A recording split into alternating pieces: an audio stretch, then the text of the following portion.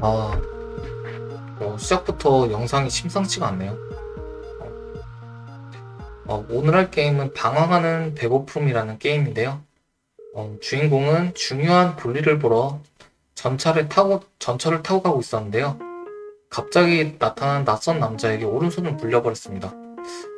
그 이후로 어떻게 진행될지 한번 보도록 해볼까요?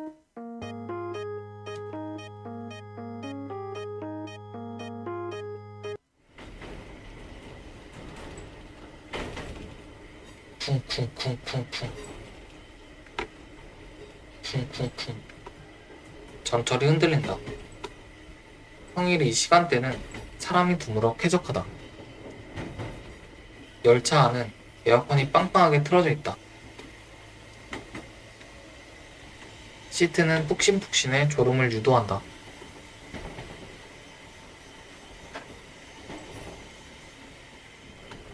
다음은 종점입니다.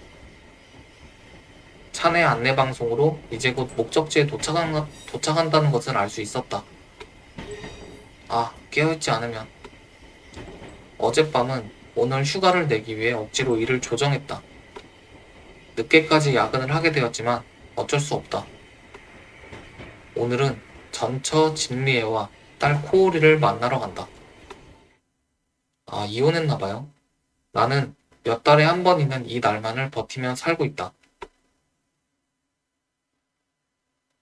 문득 눈을 떠보니 비스듬히 앞좌석에 한 남자가 앉아 있었다. 언제부터인지 타고 온 승객인가 보다. 양복에 가죽 구두. 외근을 하는 사람인가 보다. 기차가 천천히 속도를 줄인다. 남자는 고개를 푹 숙인 채 아래를 내려다보고 있다. 몸이 아픈 걸까? 아니면 평일인 나도 이 남자처럼 무기력하게 지내고 있다. 왠지 모르게 친근감을 느꼈다. 곧 종점 땡땡입니다.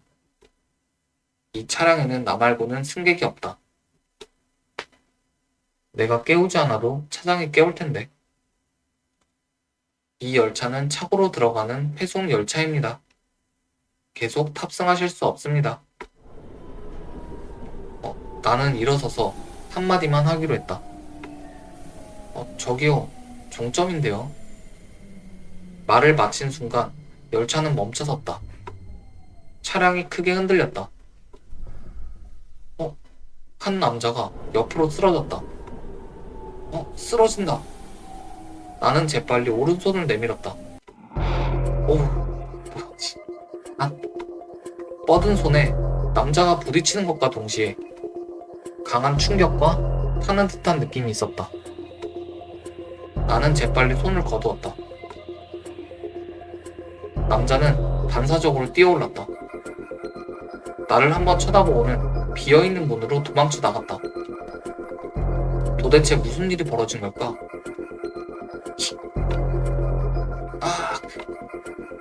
통증을 느껴 오른손을 보니 엄청 피가 많이 나는데요? 손바닥은 피부가 찢어져 피가 흘러나오고 있었다. 너무 충격적인 광경에 목소리도 나오지 않는다. 물린 건가? 있을 수 없는 일에 머리가 혼란스럽다.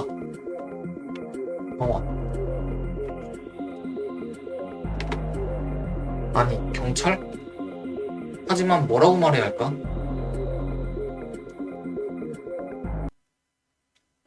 저기요. 와. 갑자기 뒤에서 목소리가 들려 반사적으로 손을 소매에 감추었다. 놀라게 해서 죄송합니다. 차장이었다. 이 열차는 회송이 되었는데, 피?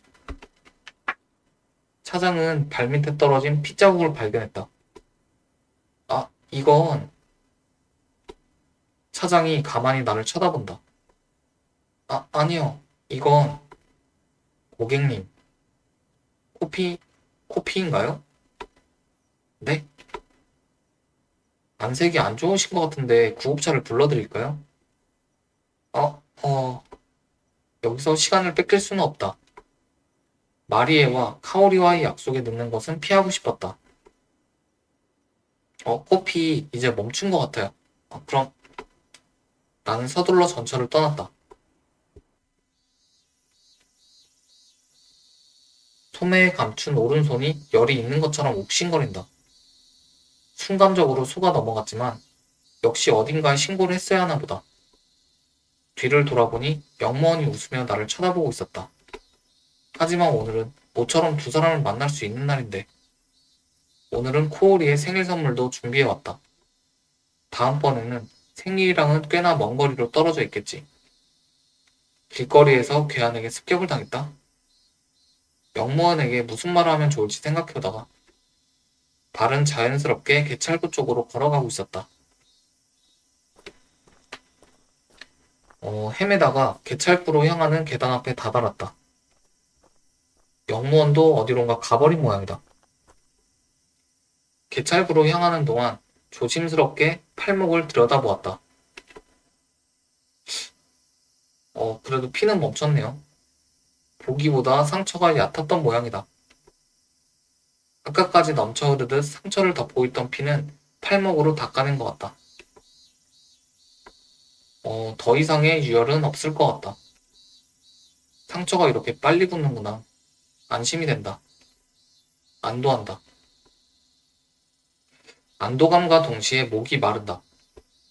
긴장한 탓인지 목이 마르다. 목이 마른 게, 오늘은 여름날이었나? 개찰구를 나가면 편의점이 있겠지만, 당장 음료수가 필요했다. 어딘가에 자판기라도 있지 않을까? 갑자기 시야가 흐려졌다. 뭐야? 나는 재빨리 근처 벤치에 앉았다. 현기증? 갈증은 탈수나 열사병의 초기 증상이라고 들은 적이 있다. 문득 고개를 들어보니 내가 앉은 벤치 앞을 부모와 아이가 천천히 지나갔다.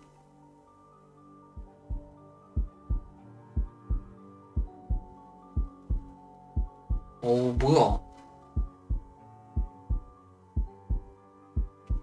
은은하게 달콤한 냄새가 풍겼다. 향긋하고 달콤하고 따뜻함을 느낄 수 있는 냄새. 무성하게 목이 마르다. 안 돼. 이상하게 눈앞이 어지러워. 어제의 야근이 문제일까? 눈이 빨개졌어요. 앉아있으면 진정될지도 모른다. 나는 조금 눈을 감았다.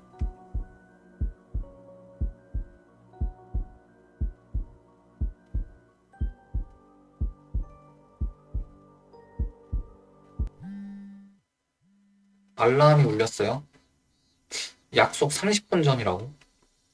스마트폰 진동 소리에 문득 정신을 차렸다. 전철 안에서 잠이 들었을 때를 대비한 알람이다. 예전에 전철에서 실수로 잠이 든 적이 있다. 약속 시간에 늦어 진리에나 카오리와 만나지 못한 적이 있다. 그 뒤로는 반드시 설정해 놓고 있다. 벌써 이런 시간인가?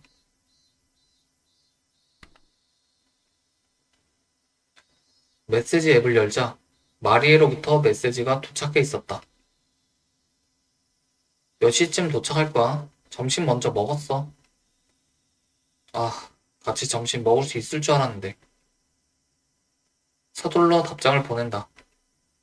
이미 역에 도착했어. 20분 정도 남았어요. 네. 눈을 조금 감은 덕분인지 어지러움은 사라졌다. 목마름도 조금은 나아졌다. 어린 코오리에게 밥을 먹이기 위해 카오리 먼저 밥을 먹었나 보다. 어쩔 수 없지. 나는 벤치에서 일어섰다. 개찰구를 나선다. 이 도시에 오는 것은 오랜만이다. 두 사람을 만날 때는 항상 집 근처 공원에서 만난다.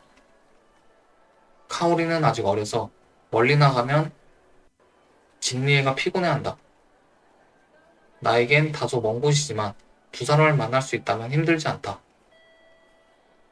역은 평일 낮인데도 사람이 많았다. 다른 사람과 부딪히지 않도록 조심해서 걸어야 한다. 오늘은 오른손을 다쳤다. 근데 다쳤는데 병원을 안 가네요. 아니면 뭐 치료라도 하던지. 그러고 보니 이제 아프지 않다. 남자에게 물려서 물린 지 아직 한 15분 정도 되었을까? 다시 팔목을 들여다보았다.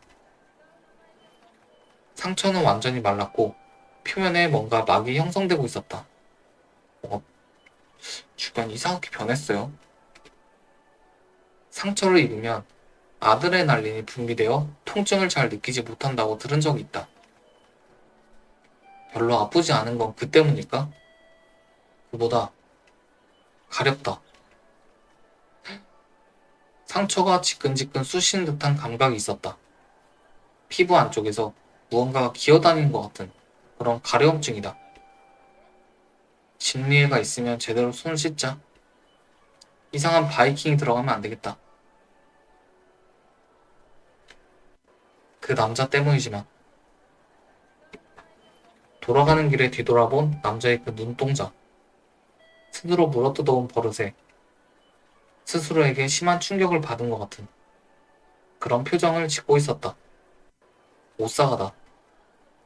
하지만 이상하게도 그 남자에게 조금은 동정심이 생겼다.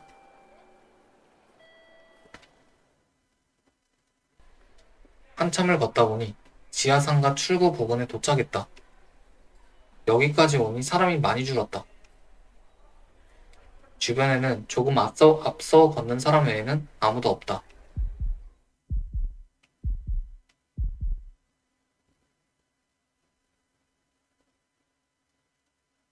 어? 문득 다시 좋은 냄새가 났다. 비유하자면 갓 만든 밀기울 과자 같은 향기다. 달콤함과 고소함이 섞여 있는 것 같은. 주변은 낡은 지하 통로. 가게는 없다. 막 번쩍번쩍해요. 이 냄새는 어디서 나는 걸까? 식욕을 자극하는 좋은 냄새였다.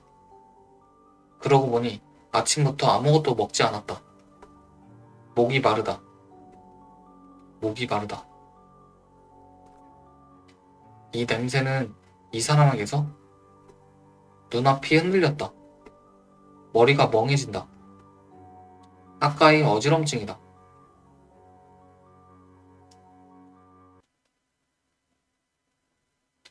당신, 아까부터 뭐 하는 거야? 무슨 용문데? 어? 정신을 차려보니 앞을 지나가던 남자가 날 노려보고 있었다. 정말 평일에도 술에 취했구나. 아무래도 내가 남자에게 너무 가까이 다가가고 있었던 모양이다. 아까까지만 해도 10m는 떨어져 있었는데 지금은 남자의 어깨에 닿을 듯이 가까이 서 있었다. 아, 저 죄송합니다. 멍하니 있다가 당황해서 뒤로 물러선다. 남자는 굳은 표정을 지으며 재빨리 걸어갔다. 눈이 엄청 빨개요.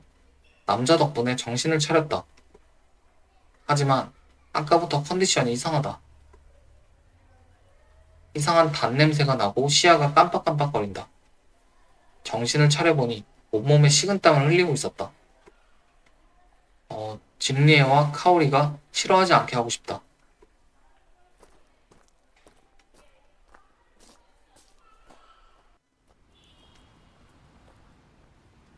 지상에는 정식집, 카페 등 식사를 할 수 있는 곳이 많다. 목도 마르고 배도 고프고 몸 상태도 좋지 않은 것 같다. 뭔가 먹는 게 좋을 것 같다. 어떻게 할까?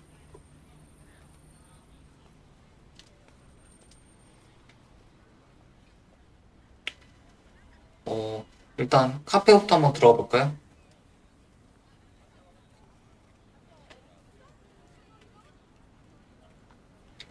진리애를 더 이상 기다리게 하고 싶지 않다.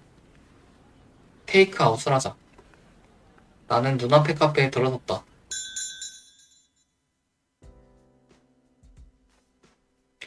어서 오세요. 젊은 여자 점원이 내게 미소를 지었다.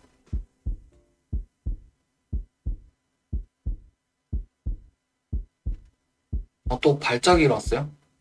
또 그 냄새가 난다. 아, 이 냄새. 메뉴는 여기 있습니다. 지금 여름 한정 메뉴예요. 눈 빨개졌어요. 점원의 목소리가 점점 멀어진다. 그 냄새가 점점 강해져 갔다. 입맛을 돋우는 그 달콤한 냄새. 머리가 그 냄새로 가득 차서 침이 넘쳐 흐른다. 인기 메뉴는 여기 있습니다. 점원이 내게 미소를 지으며 말했다. 맛있어요, 이거. 주문은 어느 쪽으로?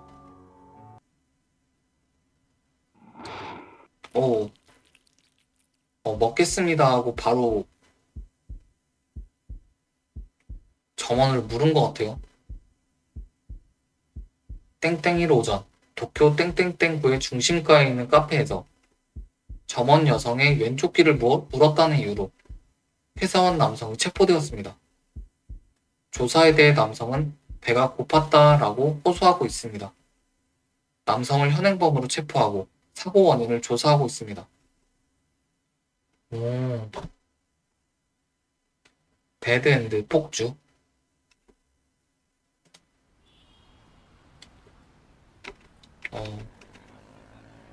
여기서 한번 좋은 냄새가 나는 쪽으로 가볼게요.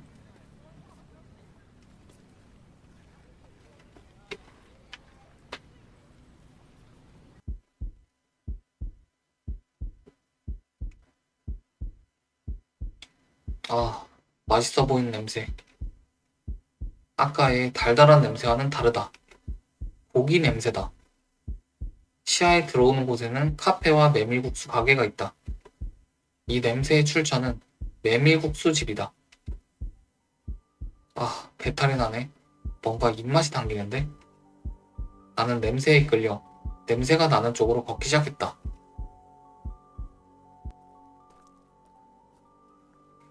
배가 울렁거린다. 도중에 몇 번이나 지나가는 사람과 부딪힌 것 같다. 배고픔 때문에 멍해서 잘 기억이 나지 않는다.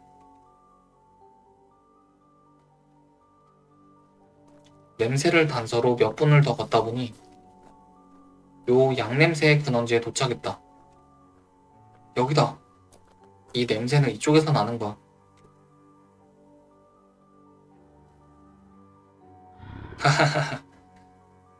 눈이 돌아갈 것 같은 배고픔. 온몸에서 식은땀이 뿜어져 나온다. 입가에서는 침이 흘러내려 식은땀이 흐른다. 이렇게 배고픔을 느낀 건 오랜만이다.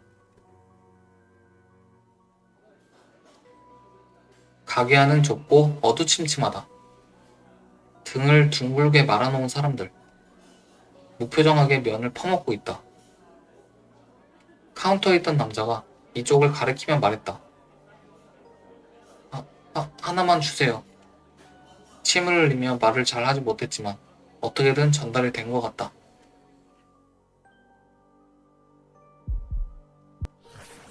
나는 메노마의 눈앞에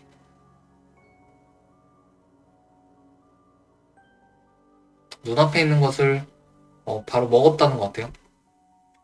소금과 국물이 몸 구석구석에 스며드는 몸의 중심부터 따뜻해지고 힘이 쏟아나는 것 같은 느낌이 들었다. 이제 입맛 땡기네요. 이거 보니까. 휴. 다음에 고개를 들었을 때 그릇은 완전히 비어 있었다. 이마에 흐르는 땀을 소매로 닦는다. 에어컨이 땀을 식혀주어 시원하다. 카운터 너머에서 가게 주인이 팔짱을 끼고 나를 바라보고 있었다.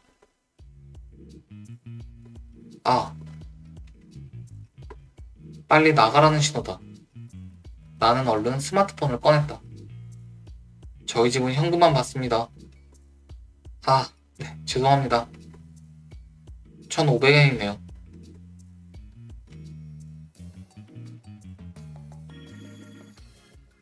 계산을 마치고 가게를 나서자 다시 뜨거운 햇살이 내리쬐었다. 라면 한 그릇에 1,500엔이라니.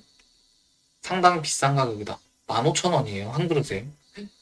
보통 가게에 한 3배는 되는 것 같아요, 2배나. 뒤돌아보니 라멘집다운 간판도 없다. 오히려 영업 중이라는 표시조차 없었다. 그러고 보니 가게 안에도 메뉴판 같은 것은 없었던 것 같다. 숨은 맛집인가? 나는 서둘러 스마트폰을 꺼냈다. 다행히 진리에로부터 아무런 연락이 오지 않았다. 기다리게 해서 미안해. 지금 갈게. 어디를 어떻게 걸어서 이 가게에 왔는지 도무지 모르겠다.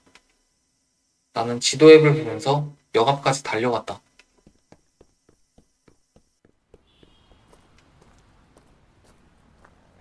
역 앞에 도착하자마자 택시를 찾았다. 땡땡땡땡까지 부탁합니다. 네. 평일에는 도로가 한산하다. 배고픔을 달래고 나니 이후의 일정을 생각할 여유가 생겼다. 늦었잖아. 평소 가던 공원에 도착하자 마리에는 기분이 나빠 보였다. 아저씨, 늦었어요. 마리에의 바로 옆에서 같은 얼굴로 화를 내고 있는 것은 카오리. 나와 마리에의 딸이다. 물론 카오리는 나를 부모로 인식하지 못하고 있다. 우리는 코오리가 아직 태어나기도 전에 이혼하게 되었다. 헤어지고 얼마 지나지 않아 카오리가 태어났다. 미안. 택시가 잘 잡히지 않아서. 나는 카오리를 안아 올렸다. 샴푸 향이 은은하게 풍겨왔다. 사랑스럽다. 나는 이 아이를 위해 살고 있다는 진심으로 생각했다. 느꼈다. 아저씨, 더워요. 끈적끈적해. 아, 미안. 카오리가 싫어해서 내려주었다. 그 김에 셔츠도 벗겨주었다. 아, 오늘은 카오리에게 선물이 있어. 잠깐. 뭐야, 그거?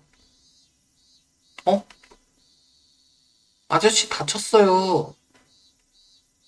마리에와 카오리가 둘 다 굳은 얼굴로 내 오른손을 가리키고 있었다.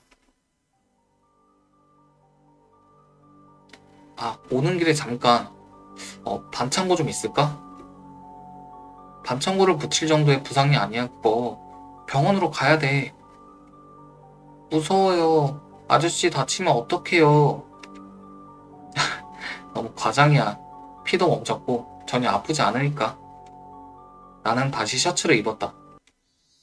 자, 이제 괜찮아. 보이지 않아? 정말 괜찮아? 아, 정말 괜찮아. 아, 좀 가렵긴 한데 거의 다 나은 것 같기도 하고. 그래? 마리에는 믿을 수 없다는 표정이다. 두 사람이 걱정해줘서 조금 기쁘다. 오늘은 카오리에게 선물이 있어. 나는 배낭에서 큰 가방을 꺼냈다. 그 안에는 카오리를 위해 산 어린이용 인형의 집이 들어있었다. 와, 아저씨 고마워요. 열어봐도 돼. 카오리는 정신없이 포장지를 뜯어내기 시작했다. 와, 이거, 이거, 어? 무슨 일이야? 저기, 카오리, 이거 가지고 있어. 같은 걸로. 그래? 갖고 싶다 해서 마리에는 어색한 표정을 짓고 있다. 생일에 아빠가 사준 거야. 저기, 말하지 않아서 미안해. 설마 같은 걸 사줄 줄은 몰랐어. 어색한 분위기가 흐른다. 아니, 괜찮아. 진짜 괜찮아. 나 신경 쓰지 마. 내가 없어도 두 사람에게는 시간이 흐르고 있다. 그래, 어쩔 수 없지.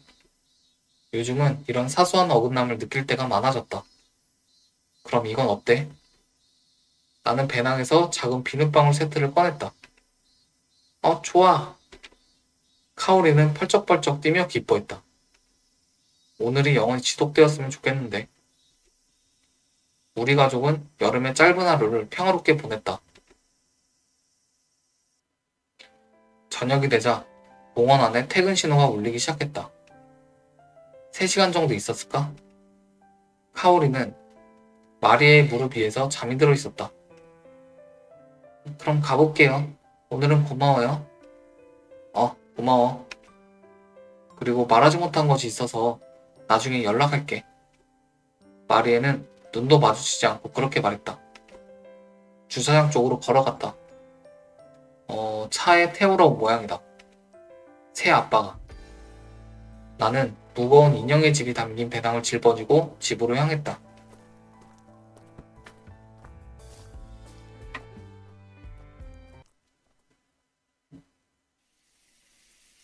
집에 돌아와 목욕을 했다. 오랜만에 가족들을 만나서 그런지 피로감도 덜하다. 일단은 좋은 하루였다. 카오리에게 준 선물은 실패로 끝났지만 아직 개봉하지 않았으니 운이 좋으면 반품할 수 있을 것이다. 이상하게 변했어요. 상처는 완전히 굳어지고 새로운 피부로 덮여 있었다. 의외로 빨리 낫는구나. 겉으로 보기에는 끔찍한 상태지만 표면이 단단해져서 회복될 것 같다. 지금은 누르면 무딘 통증이 느껴지는 정도다. 가려움증 외에는 별다른 증상이 없다. 여전히 벌레가 기어다니는 듯한 가려움증은 있지만 말이다. 회복 중이기 때문에 가려운 것 같다는 생각이 들었다. 밴드 하나 묻혔어요. 저 상처에. 나는 가려움증이 더 이상 심해지지 않도록 수염제를 발랐다. 위에 큰 반창고를 붙였다. 이것으로 충분하다. 전혀 충분해 보이지 않는데. 이 정도면 괜찮겠지. 그때 영무원이 경찰에 신고하지 않아서 다행이었다. 덕분에 마리에와 카오리와 행복한 하루를 보낼 수 있었기 때문이다. 지금 생각해보면 물린 게 아니라 우연히 무언가에 맞았을 가능성도 배제할 수 없었다.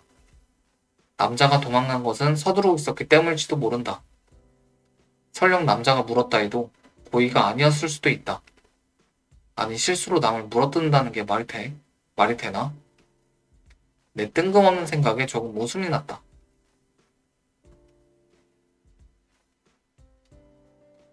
오늘은 참 많은 일이 있었네. 이상한 남자를 만나고 물렸어? 이상한 라면 가게에 들어갔고 그리고 마리에와 카오리를 만나고 핸드폰이 울렸다. 오늘은 고마워요. 마리에게서 전화가 왔다. 오늘은 말하지 못했는데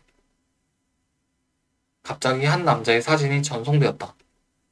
근육질 몸매에 밝고 자신감 넘치는 성격의 인물. 라는 인상이다. 당황스럽다. 이건 도대체 나 지금 이 사람과 결혼할 거예요.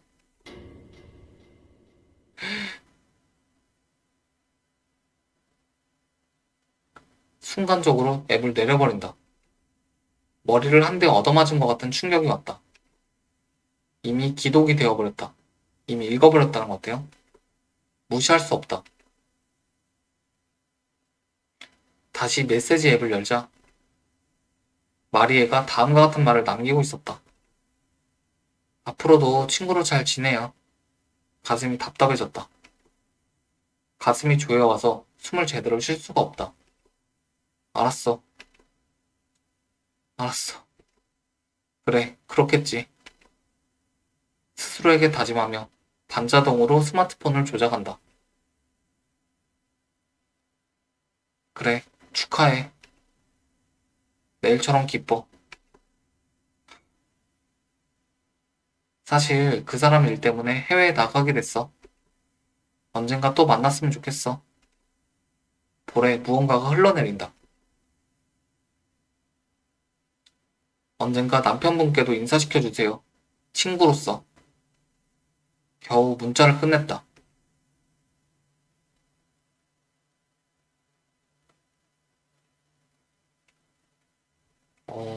일단, 어, 여기서 서두르는 것부터 한번 해볼게요.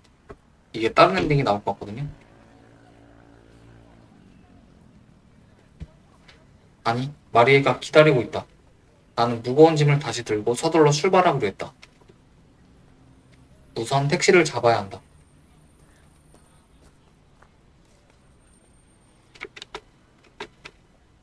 좀처럼 잡히지 않는다. 시간을 보니 마리에게 연락한 지 20분이 다 되어가고 있었다. 미리 연락을 취해둔다. 미안, 택시가 잡히지 않아. 기복은 잡히지 않는다. 걸어가면 30분 이상 걸릴 것 같다. 곤란한데? 아무래도 오늘은 운이 없는 날인 것 같다. 모처럼 특별한 날인데. 어떡하지?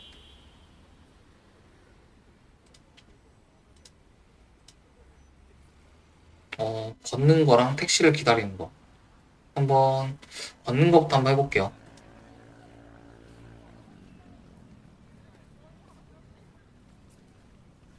걸어가자. 이대로 기다려도 택시가 잡힐 것 같지 않다.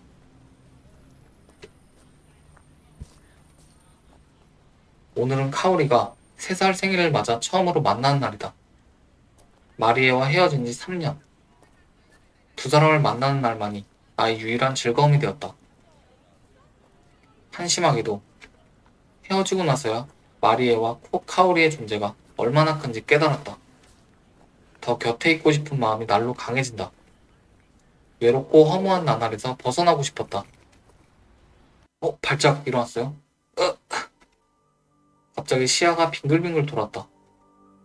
아까의 현기증이다. 목이 마르다. 그것도 급격하게. 게다가 심한 배고픔이 느껴진다. 입에 뭔가, 쾅!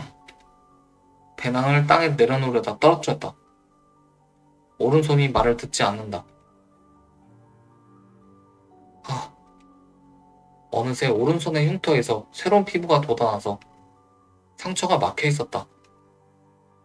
아무리 그래도 치유가 너무 빠르다. 이 어지러움, 뭔가 이상한데? 저기요, 괜찮으세요? 목소리를 보니 한 여성이 내게 말을 걸고 있었다. 저기, 열사병인가요?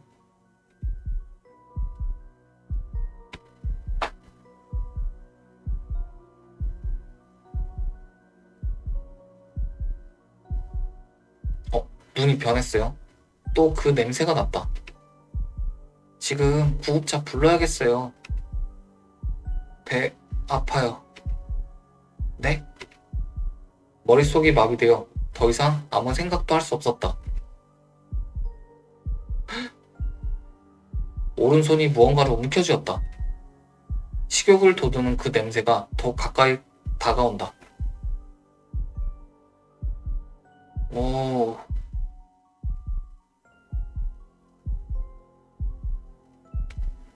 나는 턱이 빠질 듯이 입을 크게 벌리고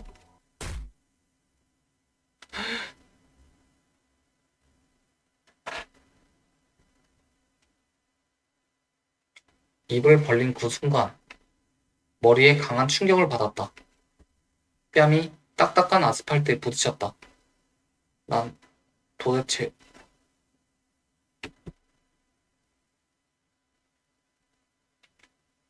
배드엔드, 실종.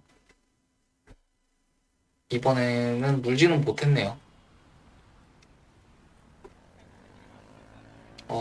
여기서 택시를 기다려볼게요.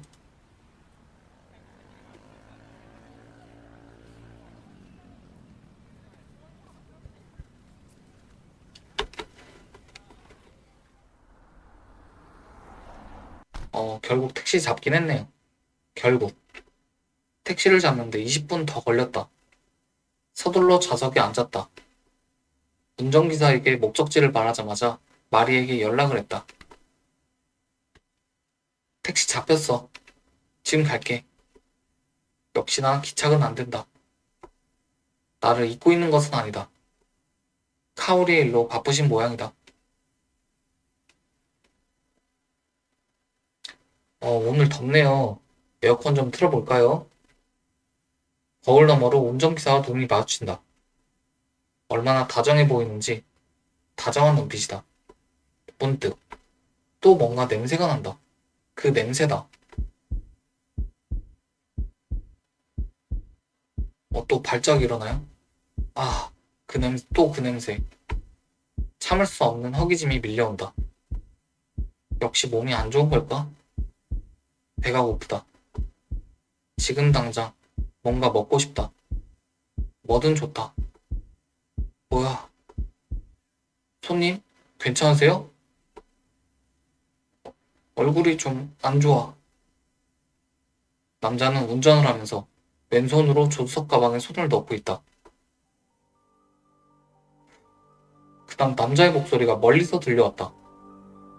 코 안이 맛있는 그 냄새로 가득 차고 침이 넘친다. 자, 이걸 드세요.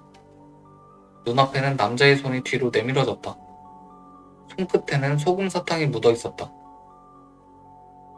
맛있어요. 그냥 사탕이지만 드세요. 나는 떨리는 오른손으로 남자의 손을 잡았다. 잘 먹겠습니다. 오,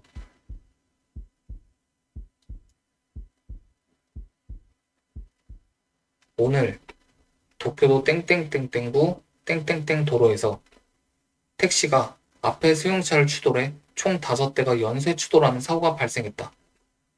수용차에 타고 있던 30대와 50대 여성 2명이 부상을 입어 병원으로 이송됐습니다. 택시에 타고 있던 30대 남성은 그 자리에서 사망이 확인되었습니다. 땡땡서에서 같은 날 과실운전치사 혐의로 체포됐습니다. 택시를 운전하던 70대 남성을 현행범으로 체포했습니다. 남성은 승객이 물어뜯었다고 진술한 한편 컨디션이 좋지 않다고 호소하고 있습니다.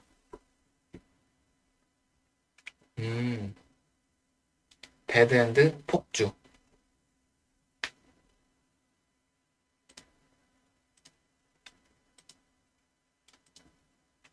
이제 여기서 2가지 선택지가 또 있네요. 스마트폰하고 TV를 켠다. 한번 TV를 볼게요.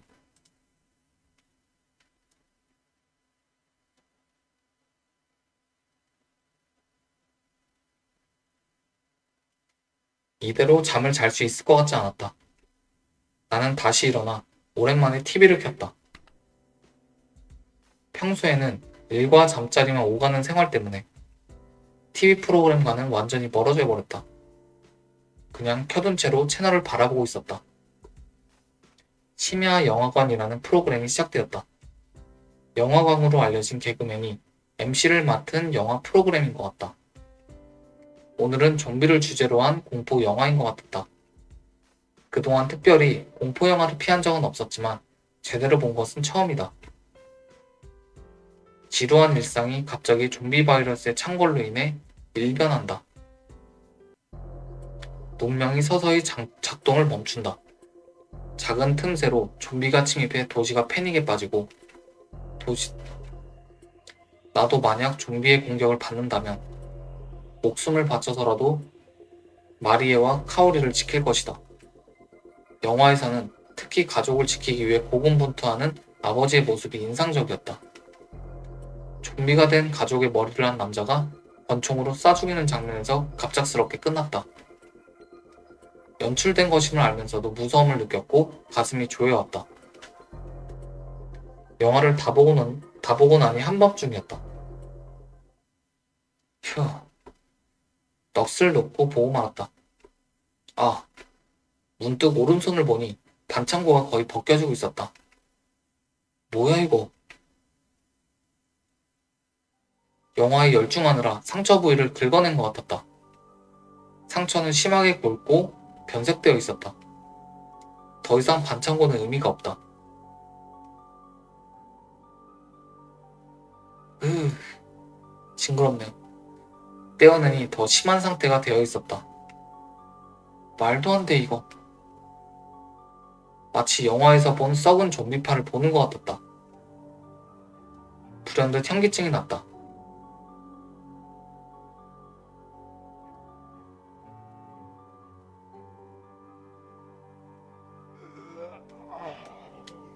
그 냄새가 코를 찌른다. 갑자기 배가 고프고 목이 마른다. 게다가 상처가 가렵다. 으악, 징그러. 상처는 천천히 퍼져나가고 있었다. 넓어지면서 그 아래에서 피부가 올라오고 기괴한 모양으로 굳어졌다. 이게 뭐야? 나는 급히 세면대로 달려갔다. 나는 거의 정신이 나간 상태로 손을 씻었다. 상처는 손바닥에서 팔뚝으로 점점 퍼져나갔다. 멈춰! 멈추라고! 도대체 어떻게 해야? 누군가! 누구든 좋으니 이 상황을 설명해 주었으면 좋겠다고 생각했다. 그때 바로 뒤에서 기척이 느껴졌다.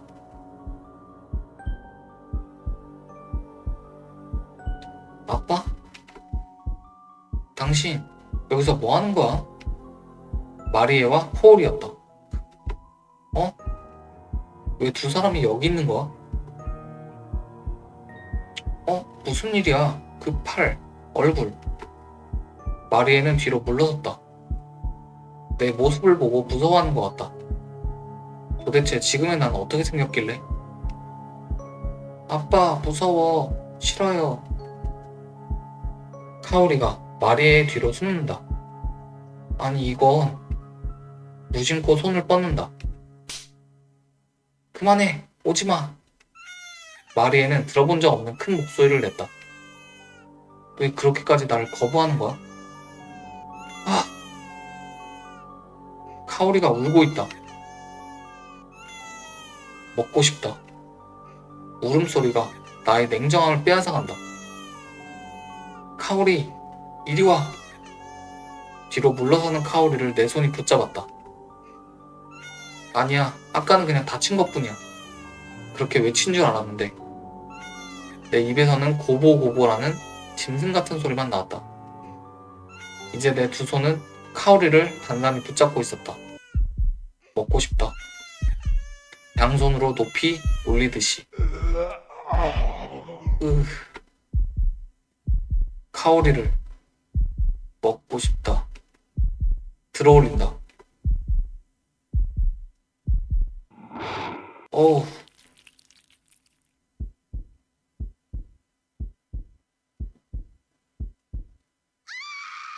멀리서 마리에의 절규가 들린다. 입에서 따끈따끈한 것이 몸속으로 흘러들어온다. 넘쳐흐르는 액체에 얼굴을 파묻고 빨아들인다. 액체는 목구멍에서 온몸으로 퍼져나간다. 몸속에서 피부 표면까지 따뜻하게 데워주었다. 이런 충만감을 언제부터 느꼈을까? 정말 오랫동안 배고팠었다. 계속. 나는 눈앞에 있는 것을 자세히 보려고 눈을 떴다. 야, 1,500엔. 어느새 그 라멘집 주인이 서 있다. 어? 마리에, 카오리.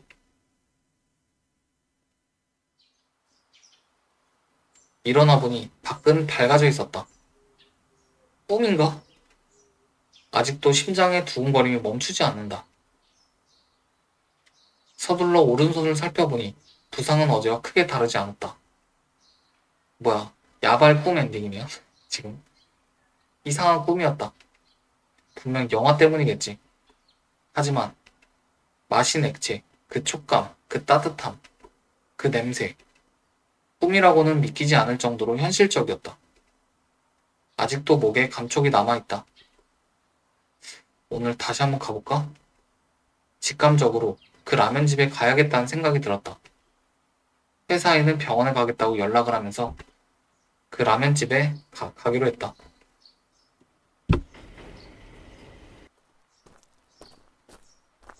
아침 7시. 병원이 어디까지나 2시간 남았다. 보통 음식점의 문을 여는 시간이 아닌데 말이다. 일단 위치만이라도 재확인하고 싶었다. 분명 주택가 안에 있는 것 같은데. 역에서 내려 지상에 나오자마자 그 냄새로 알아차렸다. 이 냄새, 이 냄새다. 서둘러 라면집으로 향했다. 역에서 걸어서 15분. 어제는 더 빨리 도착한 줄 알았다. 생각보다 훨씬 멀었다. 가게는 어제와 마찬가지로 간판도 없다. 언뜻 보면 가게인지 알 수 없다.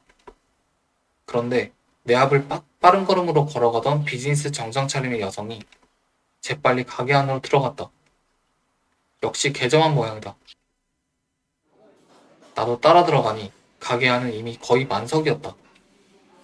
한 남성이 자리를 바꿔 나가고 있다. 남자의 목을 보니 손바닥만한 흉터가 있었다. 오늘은 주변을 둘러볼 여유가 있다.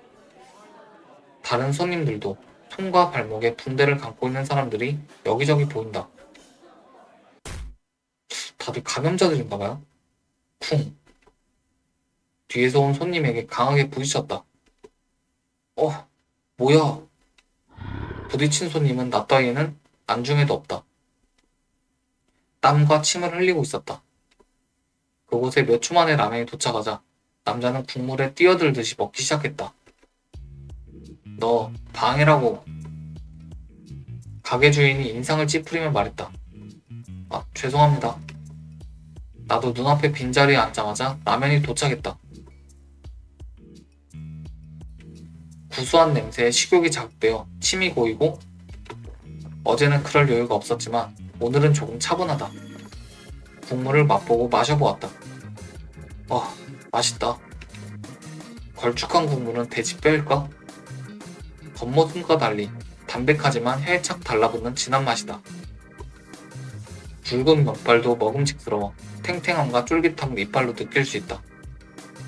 먹방 찍네요. 국물이 잘 엉겨붙어 한입 한입 베을 때마다 힘이 솟아나는 느낌이다. 깊은 감칠맛이 느껴지는데 돼지뼈 말고도 뭔가 수은 맛이 있는 걸까? 보통 라면집은 독자적인 블렌딩으로 수프를 만드는 것이 일반적일 것이다. 메뉴판도 간판도 없는 이 가게에서는 도대체 무엇이 스프의 원재료가 되는 걸까? 마침 가게 주인이 면을 가져다 주러 눈앞에 왔다. 이거 무슨 국물인가요? 순간 남자의 눈빛이 날카로워졌다. 그런 느낌이 들었다. 물어보면 안 되는 건가? 라는 생각이 들었다. 남자는 아무 대답도 하지 않고 얼른 요리로 돌아갔다.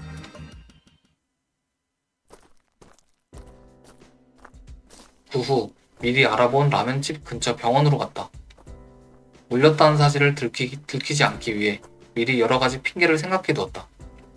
그럼에도 불구하고 병원에서는 별다른 질문을 받지 않았다. 이대로 경과를 지켜봐 주세요. 의사는 웃으며 그렇게 말했다. 아무래도 내가 너무 걱정한 것 같다. 나는 그대로 직장으로 향했다.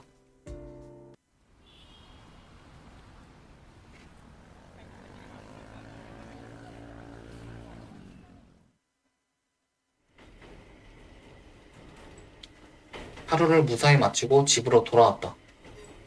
돌아오는 전철 안에서 유리창에 비친 내 모습을 바라보고 있었다. 멍하니 생각해보니 어젯밤의 꿈이 떠올랐다. 꿈속에서도 나는 그 냄새를 느끼고 있었다. 그리고 그 달콤한 냄새를 느낄 때 동시에 강렬한 배고픔을 느낄 때이기도 했다. 보통의 배고픔이라면 그렇게 고통스럽지 않을 것이다. 혼자 사는 사람이라면 끼니를 거르는 것은 드문 일이 아닐 것이다. 하지만 그 배고픔은 달랐다. 머리에서 피가 솟구치고 먹는 것밖에 생각이 나지 않았다. 나를 잃어버릴 것 같은 이 배고픔이다. 그것도 꿈속에서만 그런 것은 아니겠지. 남자에게 물린 그날도 그 다음날도 마치 좀비 같다는 망상에 빠질 것 같아서 급히 말렸다. 아직 죽지 않았으니까 엄밀히 따지면 아니라고. 하지만 완전히 부정할 수도 없다. 마리에와 카오리가 없는 일상. 살아있는 건지 죽어있는 건지 잘 모르겠다. 그럼 내가 좀비가 된다고 가정하면 만약에 내가 좀비가 된다면 그 남자도 그렇다는 말이 된다.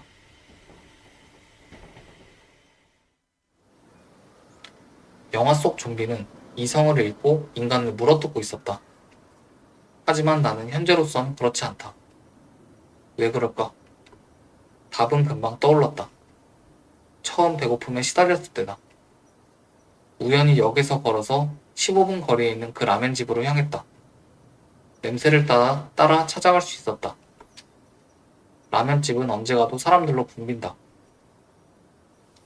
혹시 그 라면을 먹음으로써 좀비와 인간의 균형을 맞출 수 있는 걸까? 즉, 그 라면에 있는 손님은? 바보 같은 망상이다. 하지만 그 라멘집의 손님들 중 여러 명에게 나와 비슷한 흉터가 있는 것을 본 기억이 있다. 즉, 나나 저 남자 같은 사람이 또 있다는 거지. 좀비라는 단어가 받아들이기 힘든 것일 수도 있다. 같은 병, 혹은 같은 증상을 가진 타인이 있다고 생각하니 마음이 편해지는 것 같다. 솔직히 그 허기짐이 다시 찾아올지도 모른다는 생각에 두려움마저 느껴진다. 내가 내 자신이 아니게 되는 두려움. 다행히 내일은 금요일이다. 아침에는 배고픔을 달래기 위해 밥을 먹으러 가고 돌아오는 길에 조금 들러보자. 뭔가 알 수 있을지도 모른다. 나는 지금 재앙을 겪고 있다. 알 수 없는 컨디션 난조, 배고픔. 사랑하는 마리에와 카오리와의 이별. 그런데 우울했던 일상이 내 의지와는 무관하게 휘청거리고 있다.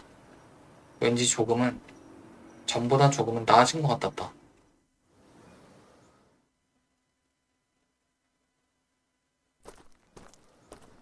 다음날 아침, 여유롭게 라면집에 도착해 평소처럼 라면을 먹고 출근했다. 라면 덕분인지 어제 아침처럼 배고픔을 느끼지 않고 하루를 보낼 수 있었다. 아무래도 라면의 효과는 하루 정도는 지속되는 모양이다. 하루면 꽤 오래가네요. 정시 출근. 나는 바쁠 것 같은 직장에서 슬그머니 빠져나왔다.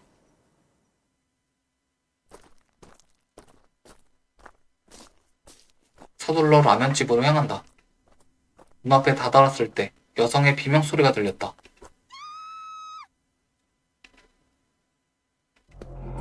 오, 셀러리맨 같은 남자가 여자를 쫓고 있다. 뭐야? 누구야? 여성은 이쪽으로 달려온다. 저 남자를 어떻게든 처리하지 않으면. 여자는 내 뒤에 숨어 도망쳤다. 흉폭해진 남자는 나를 눈치채지 못한다. 남자가 돌진해오는 곳으로 나는 힘껏 몸을 날렸다. 잘 맞은 탓인지 남자는 날아가 버렸다. 아, 감사합니다. 여자는 고맙다는 말 한마디를 남기고 그 자리를 뛰쳐나갔다.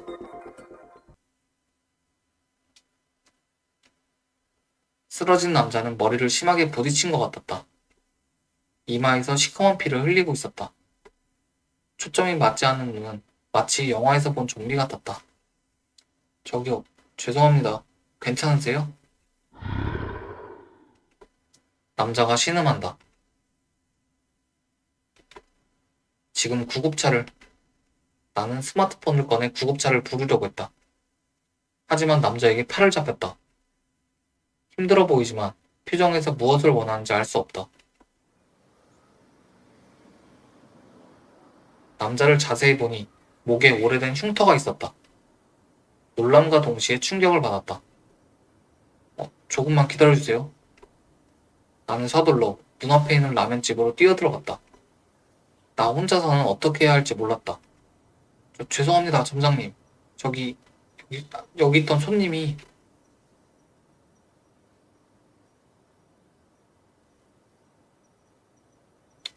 점장은 익숙한 손놀림으로 남자를 부축해 가게 뒤편으로 데려갔다. 남자는 아무런 저항도 하지 않고 허망한 눈빛으로 점장에 끌려갔다. 혹시 이런 일이 자주 있는 걸까? 그 배고픔을 견디지 못했다는 것일까? 언젠가 나를 물어뜯는 남자처럼 이 남자에게도 연민의 감정이 밀려온다. 나도 언젠가 저런 일이 생기면 분명 이 가게 주인이나 누군가가 나를 말렸을 텐데.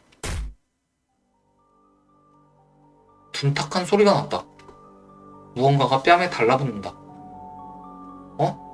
남자의 이마가 갈라져 있었다. 기절초풍한 내 앞에서 가게 주인은 남자의 옷을 벗겨냈다. 팔다리에서 몸통까지 담담하게 해체해 나간다. 남자에게서 흘러나오는 검붉은 피는 모두 라면집 옆 배수구로 흘러들어갔다. 나는 가게 주인의 등 너머로 작아져가는 남자를 그저 풍경처럼 바라볼 수밖에 없었다. 45리터짜리 비닐봉지에 가득 채워진 남자는 그대로 라면집 뒤편에 있는 거대한 냉장고에 보관되었다. 냉장고 안에는 냉동된 돼지뼈가 잔뜩 쌓여 있었다. 이게 과연 돼지뼈일까요? 그 사이사이에도 비슷한 검은색 비닐봉지가 가득 채워져 있다. 라멘집의 폐기물과 함께 처리하려는 것일까? 아니면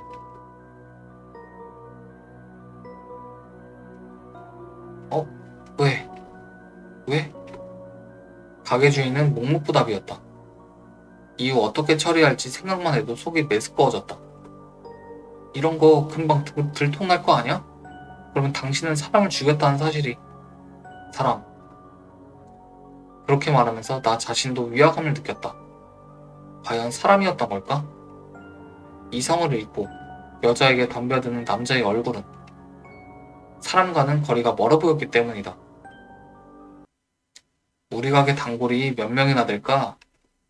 갑자기 가게 주인이 입을 열었다. 주인은 그저 묵묵히 나를 바라보고 있었다. 양손은 피로 물들어 새빨갛게 물들었다. 진한 파란색 옷도 앞치마도 더 진한 색으로 젖어 있었다.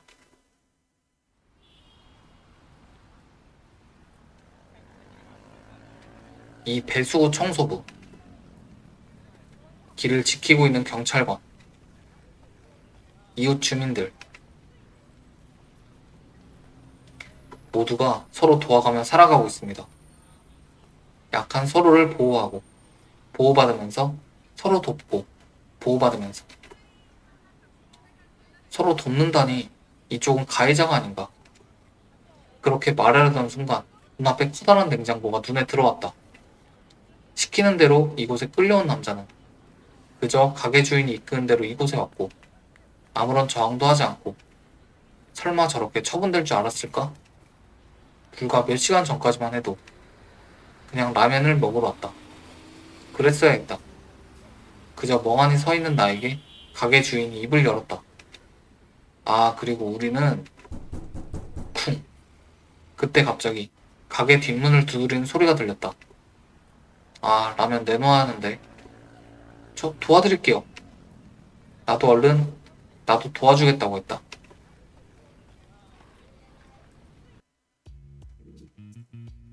그리고 금요일 밤부터 주말에 걸쳐서 나도 오로지 라면집에서 계속 일했다. 나도 잘 모르겠다. 가게 주인의 그런 이야기를 들었기 때문일까? 다만 피투성이인 주인에게 그대로 라면을 만들게 하는 것은 좋지 않다. 그런 생각이 들었다. 믿을 수 없는 일이었다. 라면집에서의 일손 돕기는 보람찬 일이었다. 쉴 새 없이 찾아오는 배고픈 단골 손님들에게 1초라도 빨리 라면을 제공할 수 있다는 것에 보람을 느꼈다. 게다가 새로운 발견도 있었다. 라면은 포장도 가능하다는 것이다. 냉동 라면을 택배로 보내주기도 했다. 손님 중에는 가끔 부모와 자녀를 동반한 손님도 있었다. 잠깐의 휴식 시간에는 단골들이 서로 도와 다른 가족에게 라면을 준비해주기도 했다. 모두들 별다른 추궁을 하지 않고 묵묵히 서로 돕고 있었다. 묘한 일체감이 가게 전체에 깃들어 있었다. 주말에 택배를 받으러 온 배달원도 팔에 큰 상처를 입었다. 가게는 24시간 문을 연다. 나는 하루 한 끼, 반찬으로 나오는 라면을 먹으면 된다. 잠깐의 휴식 시간에도 피로를 거의 느끼지 않았다. 힘이 넘친다. 늘 공허한 일상이 이미 먼 과거일처럼 느껴졌다. 일요일 막차가 가까워지고 있었다. 내일부터 다시 평범한 일상으로 돌아가야 하는데 여기서 또 선택지가?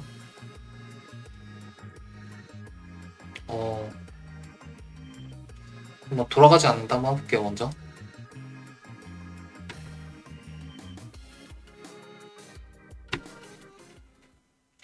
나는 돌아가지 않기로 했다.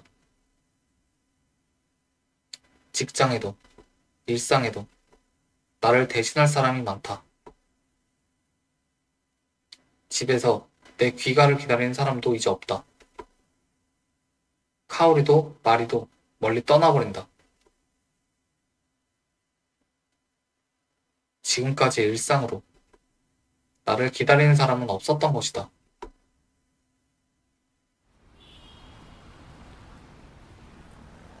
그로부터 몇 달이 지났다. 직장에서는 아무런 연락이 없었다. 예전의 나였다면 나름대로 충격을 받았을 것 같다. 지금은 그런 것보다는 매일매일 많은 가족들을 부양하느라 정신이 없었다.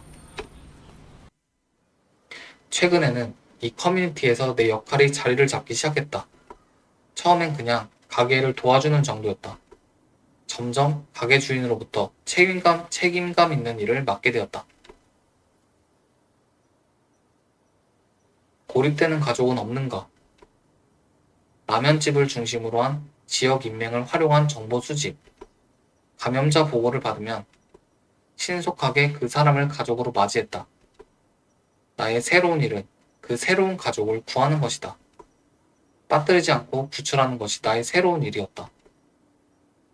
드물게 TV나 SNS에서 가족이 저지른 것으로 추정되는 사고도 보였다. 그중 절반 정도는 사법기관에 관여하는 가족에 의해 사실관계가 조정된다. 자치, 병원, 기타 생활에 필요한 모든 인프라의 근간이 된다. 가족의 일부가 관여하고 있었다. 거기에는 인종이나 성별, 학력, 경제적 격차는 없었다. 가족은 가족의 삶을 서로 지켜주는 구조로 되어 있었다. 이 가족 커뮤니티에 한해서 말이다. 좀비 가족이네, 한마디로. 동족을 보호하고 문화적인 생활을 할 수 있는 시스템이 완성되어 있었다. 라면을 만들면서 가끔 느끼는 것이 있었다.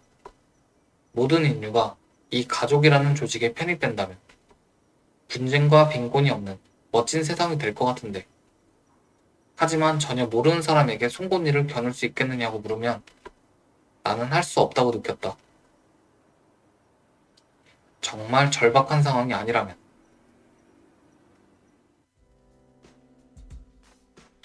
가게에 대해 어느 정도 이해가 되었을 때 한 여성이 나타났다. 여기 야마시타 씨 계신가요? 이 가게에서 주문 이외의 대화는 드물다. 아, 저예요. 근데 저 본사에서 왔습니다. 히라이입니다. 본부? 네, 식인의 본부입니다. 식인? 히라이의 이야기는 크게 세 가지로 나뉜다. 첫 번째, 내가 원래 재직하고 있던 회사는 원만하게 퇴직 절차가 끝났다는 것. 두 번째, 식인에는 전국에 지부가 있고 비슷한 라면집이 전국에서 영업하고 있다는 것. 그리고 세 번째, 최근 가족이 폭발적으로 증가하고 있기 때문에 새로운 가게를 오픈하게 되었습니다. 그 세 가게의 점장을 야마시타 씨에게 꼭 부탁하고 싶어요. 점장인가요? 그 말을 듣고도 머리가 혼란스러웠다. 그건 지금 여기서 도와주는 것과 어떻게 다른가요? 매출 할당량 같은 게 있나요? 내가 솔직한 질문을 하자 히라이는 빙긋이 웃었다. 할당량이라니, 우리는 인간과 식인 쪽의 공존을 목적으로 하는 단체입니다. 우리 편은 동족뿐만 아니라 감염자의 가족도 당연히 포함돼요. 가족으로부터 대가로 받는 돈은 모두 운영자금으로 회수해 운영자금으로 사용한다. 가족이 일으킨 사건이나 사고의 조정, 각종 절차에 사용하고 있어요. 히라이는 시원한 눈빛으로 나를 똑바로 쳐다보고 있다. 동족이라는 것은 이 사람도, 나는 히라이에게도 같은 상처가 있을 거라고 상상했다. 히라이의 상처는 도대체 어디에 있는 걸까? 아니, 그런 생각을 하다니 실례다. 전국적이라는 건 무슨 뜻인가요? 나는 머릿속을 들키지 않기 위해 별 상관없는 질문을 던졌다. 네, 일본 전국에 2,000개 이상의 매장이 있어요. 물론 우리 가족을 위한 체인점입니다. 그 가게가 매일 건강하게 영업을 계속하는 것이 매우 중요합니다. 인간과의 공존은 우리가 주도권을 쥐고 있습니다. 어디가 부족하면 거기서부터 무너집니다. 무너지다? 그게 무슨 뜻일까? 갑작스러운 이야기에 머리가 혼란스러웠다. 괜찮습니다. 야마시타 씨에게 라면을 만들어달라고 부탁할게요. 우리 본부는 세상의 균형을 유지한다. 그때 히라이 앞에 라면이 놓여졌다.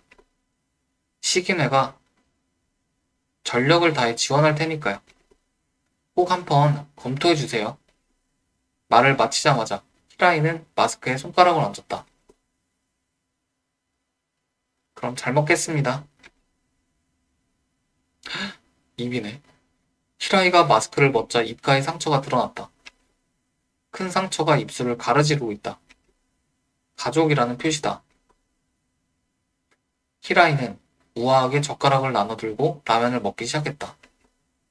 사업 이야기를 하는 히라이와 달리 먹기 시작한 히라이의 옆모습은 필사적으로 살아가는 사나운 모습과 생명력이 느껴진다.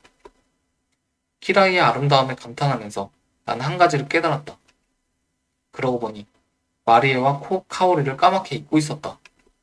두 사람은 잘 지내고 있을까? 히라이가 식사하는 모습을 계속 곁에서 보고 싶다. 그렇게 강하게 생각했다.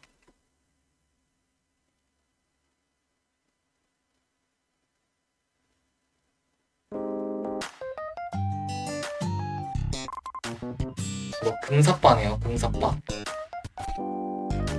일장완이라고?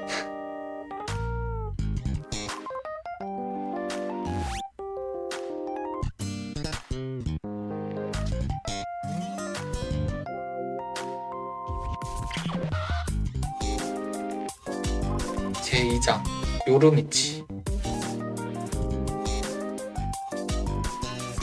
밤길이란 뜻이에요.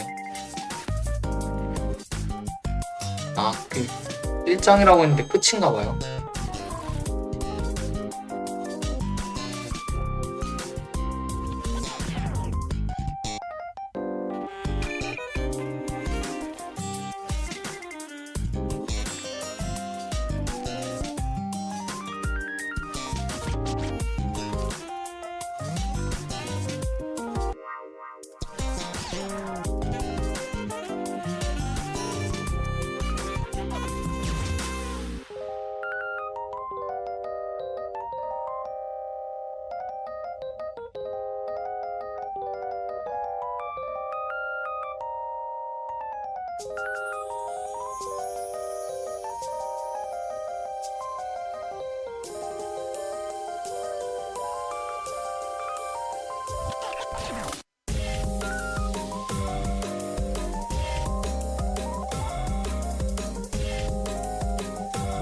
징그러.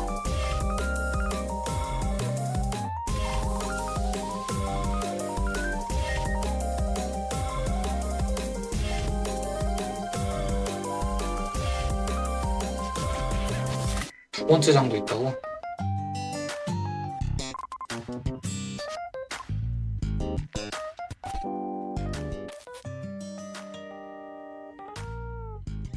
두 번째 장.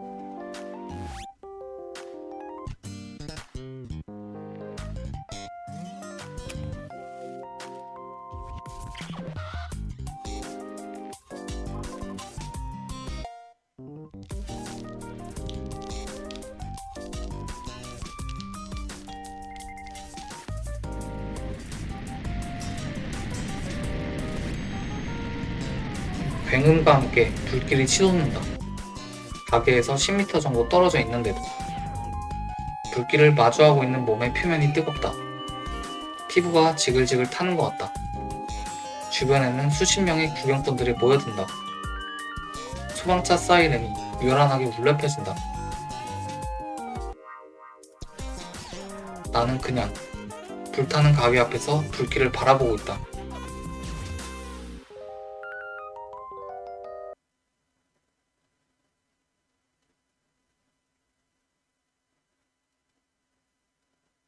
일주일 전. 휴, 나도 모르게 한숨이 새어나왔다. 라면집을 오픈한 지 벌써 반년. 히라이의 말대로 그저 달려서 오늘에 이르렀다. 요즘은 단골 손님들의 얼굴을 익혀 가게 운영에도 큰 문제는 없다. 단골 손님들은 대부분 인간으로서 사회생활을 하고 있다. 따라서 심야에는 손님도 적다. 이럴 때 몸을 쉬게 하고 아침 손님 맞을 준비를 한다. 피곤해 보이네요.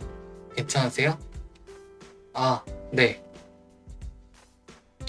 매일 이른 아침부터 밤 늦게까지 정말 힘들죠. 히라이는 말을 하면서도 계산대를 정리하는 손을 멈추지 않는다. 넌 무리하지 마세요. 히라이는 빙긋이 웃으며 다시 일터로 돌아갔다.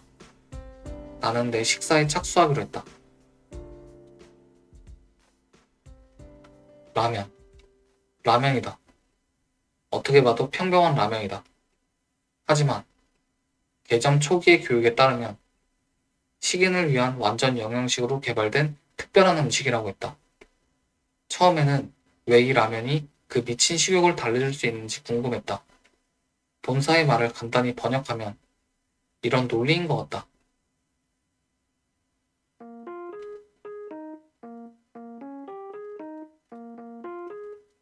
우리 식인종들은 어떤 세균 감염에 의해 배고픔을 관장하는 호르몬의 분비 이상이 발생한다. 이 시점에서의 자각 증상은 피로감이나 권태감, 두통, 목이 마름 등 경미한 증상이라고 한다. 하지만 이변으로 인해 기아 상태가 된 뇌는 기능을 유지하기 위해 몸속에서 당질, 지질, 단백질 등을 분해하여 빠르게 소모한다. 이 급격한 에너지원의 소모로 인해 뇌가 공황 상태에 빠지게 된다. 실제 배고픔과는 전혀 무관하게 생명의 위기를 느낄 정도로 엄청난 굶주림 신호를 발산한다. 라면을 먹으면 진정작용을 하는 성분이 흥분된 정신 상태를 억제하고 진정시킨다. 또한 비정상적으로 분비되는 호르몬의 작용을 특수한 스테로이드를 통해 차단함으로써 뇌가 굶주린 신호를 받지 못한 상태를 만든다. 이런 구조라고 한다. 단, 한꺼번에 많은 양의 약물을 섭취하면 그에 상응하는 부작용이 있다. 따라서 24시간에서 48시간 간격으로 굶주림을 억제할 필요가 있다고 한다. 라면에는 또 다른 장치가 있다. 라면 외에 다른 음식을 원하는 대로 먹을 수 있도록 면과 국물에는 보충제처럼 다양한 영양소가 배합되어 있다. 보충제나 약품 특유의 맛을 없애면서 말이다. 진한 양념과 면으로 빠르게 먹을 수 있다. 체내에 흡수되기 쉽다. 아이부터 어른까지 친근하게 먹을 수 있는 식사. 그것이 바로 이 라면인 것이다. 배고픔을 느끼게 하는 원인인 세균 감염에 대해서는 아직 연구 중이라는 설명이 있다. 식인종 연구자들 중에는 생물 테러설, 인류의 진화설, 지구 온난화의 영향설 등 다양한 의견이 분분한 것 같다. 식욕의 대상이 사람만 아니라면 아무런 문제가 없는데 치료할 수 없는 병에 걸렸다. 그렇게 생각하니 조금은 마음이 편하다. 라면은 맛있다. 다만 우리는 라면을 먹는 것으로 배부른 것이 아니다. 단지 배고픔을 잊고 있을 뿐이다. 맛있다고 느끼면서 부족함을 계속 자각한다. 항상 어딘가가 채워지지 않는다. 항상이다. 언젠가는 무언가가 결렬 하는 것은 아닐까. 그런 막연한 불안감을 느끼기 시작했다. 밥을 다 먹고 나서 문득 텔레비전을 켠다. 가게 안의 TV에서 뉴스가 흘러나오기 시작했다. 속보입니다. 땡땡시에서 오늘 오후 11시 30분경 업무용 건물에 불이 났습니다. 현재도 진화 작업이 계속되고 있습니다. 소방 당국에 따르면 이 건물에서 사업을 하던 60대 남성과 연락이 닿지 않고 있습니다.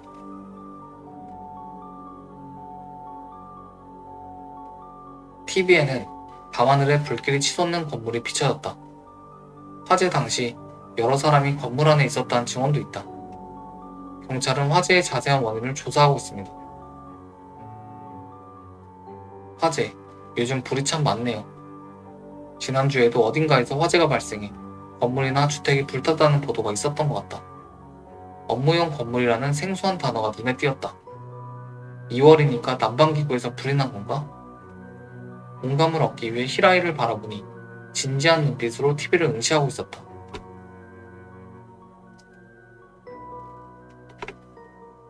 저기 무슨 일인가요? 오후 11시 반이 지났는데 방금 전이네요. 아, 그러고 보니 시간은 자정을 조금 넘긴 시간이다. 히라이가 가방에서 스마트폰을 꺼내자마자 전화가 걸려왔다. 네, 히라이입니다. 평소와 달리 굳은 표정. 평소에 온화하고 사랑스러운 히라이와는 다른 사람 같았다. 네, 알겠습니다. 전화를 끊자 히라이는 잠근 계단들을 다시 원위치시켰다. 아무 말도 없이 발걸음을 재촉해 나갔다. 얼마나 서둘러서 그랬을까? 도대체 뭐야? 뉴스를 보고 있던 히라이의 모습과 전화가 걸려온 타이밍. 아까 보도된 화재는 식인종과 관련이 있는 것일까? 가슴이 두근거렸다. 업무용 건물이라니 설마.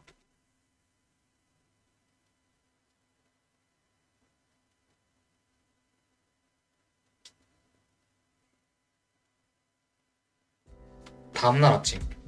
좋은 아침. 이제 밥 먹어야지. 5시가 넘었다. 동네에 사는 단골 손님들이 분주하게 들어왔다. 50대 후반부터 70대까지 남녀 4명이 한 그룹이다. 내가 이곳에 가게를 내기 전에는 먼 곳까지 오는 게 힘들었다고 기억 당시 들었다. 일행은 이런저런 이야기를 나누며 라면을 먹는다. 몇 년째 이 일을 반복하고 있는 것 같다. 자신의 배고픔의 패턴을 파악하면 별다른 문제 없이 일상을 보낼 수 있는 좋은 예다. 식인의 본부는 이들과 같은 삶을 모든 식인의 이상향으로 삼고 있다. 그래, 요즘 마취장은 연락이 닿았어? 그날 그룹의 소문은 어느 때보다 불길한 기운이 감돌고 있었다. 아니, 어디로 간지 모르겠어. 신입사원에게 물어봐도 부임하기 전의 사람은 아무것도 알려주지 않아. 어디선가 잘 지내고 있을 텐데. 그래. 묘한 침묵이었다. 마치 무언가 말을 꺼내는 것을 피하고 있는 것 같다. 마취장은 근처 파출소에 있는 경찰을 가리킨다. 확실히 개점 당시에는 아침, 점심 순찰을 돌면서 얼굴을 내밀고 있었다. 식인종들은 대부분 어두운 표정을 짓는 경우가 많다. 하지만 그는 밝고 친근한 인상의 인물이었다. 확실히 요즘은 안 보이던데. 아, 그러고 보니 어제 땡땡시에서 화재가 났었지? 어두운 분위기를 눈치챘는지 조금 억지로 이야기를 바꿨다. 아, 그래. 그 화재 내추럴이 한 거 아니었어? 남자가 짜증스럽게 목소리를 높인다. 역시 그렇게 생각해? 나도 그놈들이 한 짓이라고 생각했어. 어제의 화재는 많은 언론에서 뉴스가 되고 있었다. 자연스러운? 익숙하지 않은 말이었다. 저기는 가족 라멘집이야. 우리가 라멘으로 버티고 있는데 저렇게까지 하는 게 말이 되나? 본사는 무슨 짓을 하고 있는 거야? 어제 히라이도 그렇고 이 단골 손님들도 그렇다. 내가 아직 모르는 것을 공유하고 있는 것 같다. 어휴, 좋은 시간이네. 방해받기 전에 가자. 아침 6시쯤 되면 이 가게는 만석이 된다.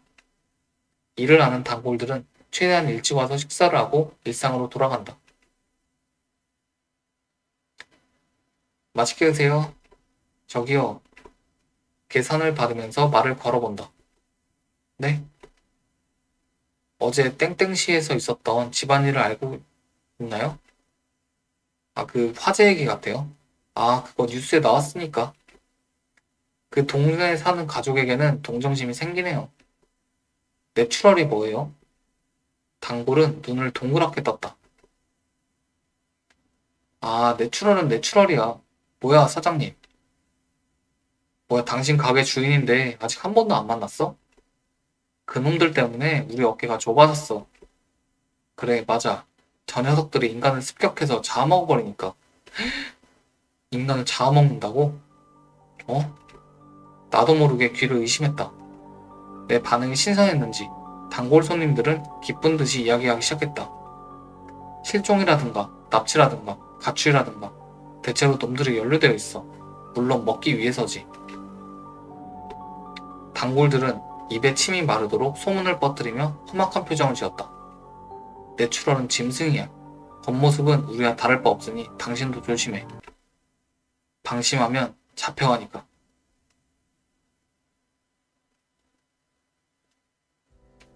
단골들이 나가는 동시에 또 다른 단골이 들어왔다. 바빠질 시간이다. 왜 히라이가 내추럴에 대해 알려주지 않았을까? 재료를 준비하면서 머릿속은 내추럴에 대한 생각으로 가득 찼다. 식재료는 모두 본사에서 관리하고 있을 텐데 라고 생각했다.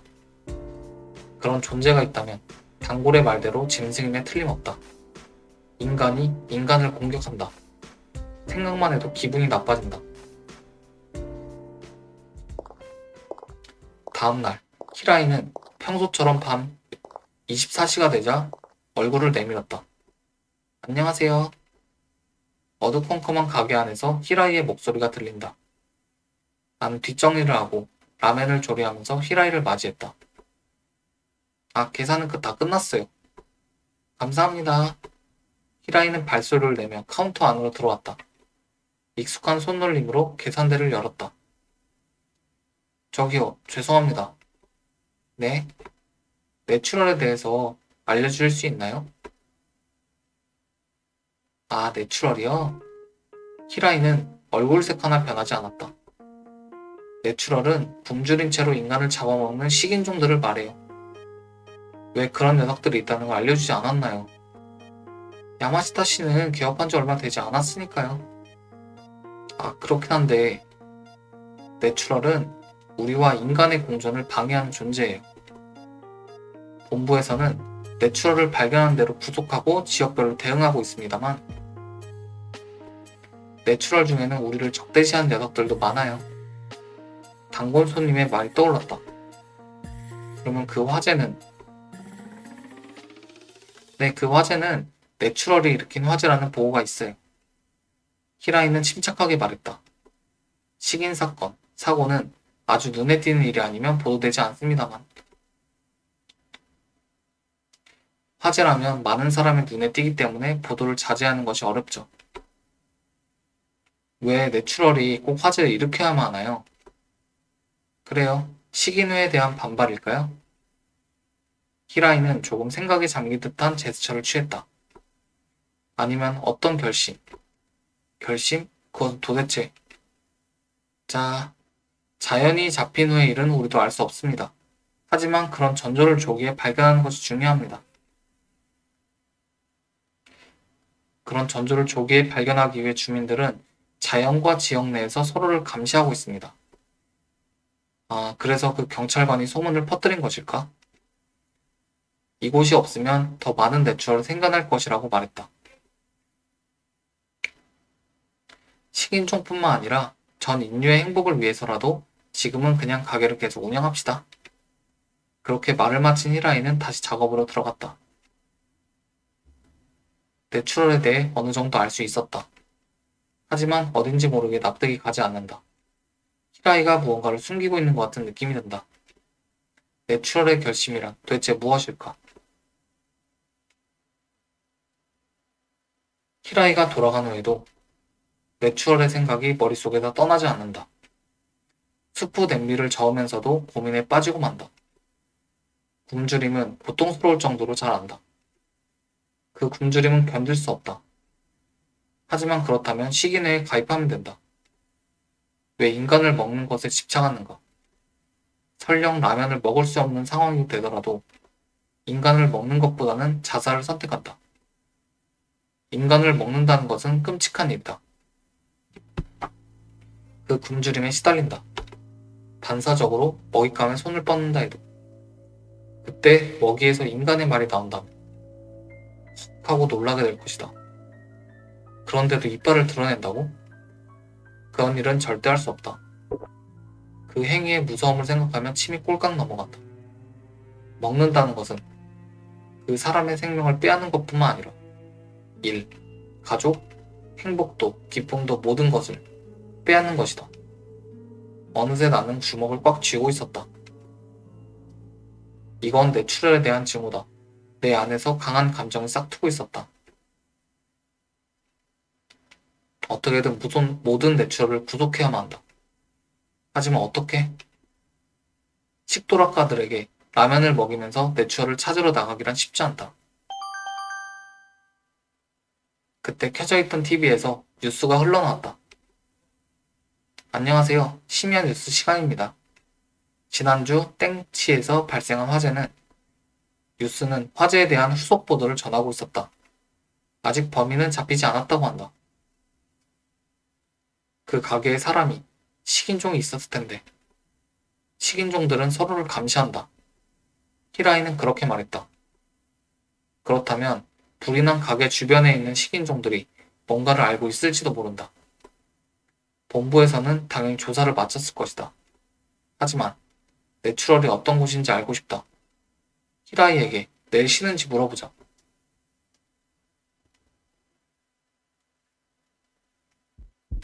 나는 단골들이 모이는 이른 아침까지 낮잠을 자기로 했다.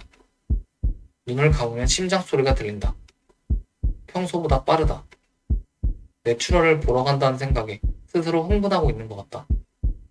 혹시라도 마주친다면, 그것도 식사 중인 내추럴이라면, 나는 어떻게 해야 할까? 빠져들었으니까.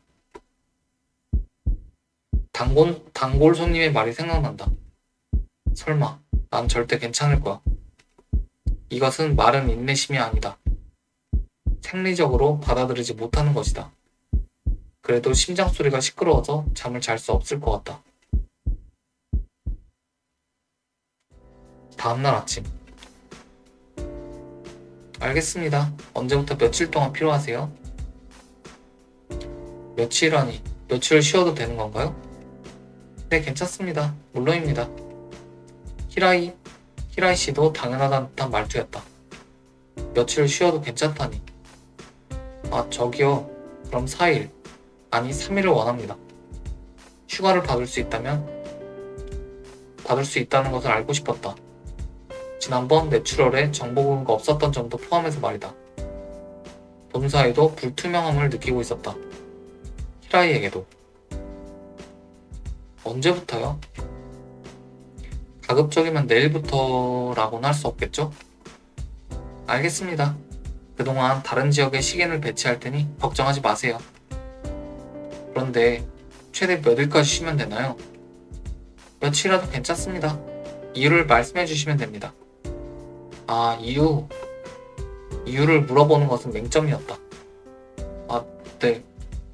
네, 우선 내일부터 사흘간 쉬는 이유를 알려주세요. 내추럴에 대해 알아보고 싶다는 말을 해서는 안 될 것 같았다. 사실 전처로부터 연락이 와서 오랜만에 만나러 가자고 했어요. 난 얼떨결에 진리에 대한 이야기를 꺼냈다. 마리에죠? 그러고 보니 마지막으로 만난 지 반년이 넘었다. 그렇군요. 그럼 가족의 용무라고 해두겠습니다. 아, 네. 내일 아침에 대체 담당자를 파견할 테니 그 사람이 도착하면 쉬고 계세요. 나는 히라이가 전화를 끊을 때까지 기다렸다가 전화를 끊었다. 아내 이야기를 꺼냈을 때 히라이가 잠시 침묵을 지켰다. 옅은 기대감이 스쳐 지나간다. 하지만 그런 생각을 하고 있을 때가 아니다. 휴가가 생긴 것이다. 가게를 지키기 위해서라도 내추럴이 어떤 사람들인지 알아야 한다. 뭔가 추리물이 됐어요. 히라이와 대화하는 것 외에 스마트폰을 조작한 것은 오랜만이다. 그러고 보니 마리에와 카오리는 이미 해외로 나갔을까? 행복하게 지내고 있는 걸까?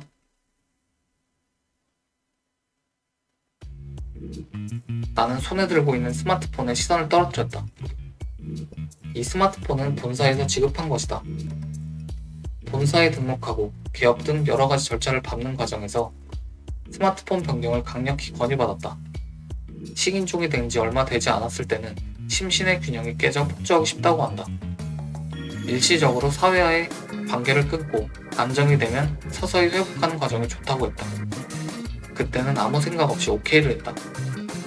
하지만 데이터 이전을 어떻게 했는지 기억이 나지 않는다. 잃어버리면 곤란할 만한 인간관계는 없었기 때문이다. 나는 예전에 메시지 주고받으며 자주 사용하던 앱을 DL했다. 아이디나 전화번호로 검색하면 되나? 지금 마리에의 앱 아이디는 기억이 난다. 아, 저기 검색을 해봤지만 마리에의 아이디는 나오지 않았다. 해외에 나가서 아이디를 삭제한 걸까? 일본에 친구가 많을 것 같은 마리에가 그런 짓 할 수 있을까? 우연히 마리에를 떠올리게 된 계기가 있었다. 왠지 모르게 갑자기 가슴이 두근거렸다. 그래서 전화번호는 마리에의 전화번호도 물론 기억하고 있다. 번호를 누른다. 그리고 곧바로 안내방송이 흘러나왔다. 고객님께서 전화하신 전화번호는 현재 사용되지 않고 있습니다. 뭐야? 마리에는 전화번호도 바꾼 것 같았다. 도대체 왜? 마리에도 걱정이지만 함께 있어야 할 카오리도 걱정이다. 아무리 나라도 마리에의 집 전화번호까지는 기억하지 못한다. 방금 전까지만 해도 내추럴을 쫓아갈 생각이었지만 마리에와 카오리의 안부를 확인하는 것이 좋을지도 모르겠다. 어떡하지?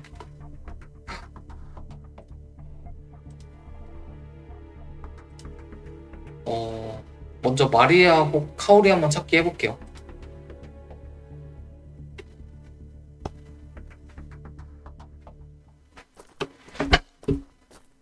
다음날 아침 일찍 교대 인원이 오자마자 난 집을 나섰다. 우선은 마리에와 카오리가 마지막으로 살았던 집으로 가기로 했다. 예전에 자주 다니던 전철을 탄다. 그러고 보니 이 전철에서 물린 적 있었나? 여기서 내리자 플랫폼에 서 있는 영무원과 눈이 마주쳤다. 아, 이제 알겠다. 저 영무원도 식인종이다. 영무원은 미소를 지으며 인사를 건넸다.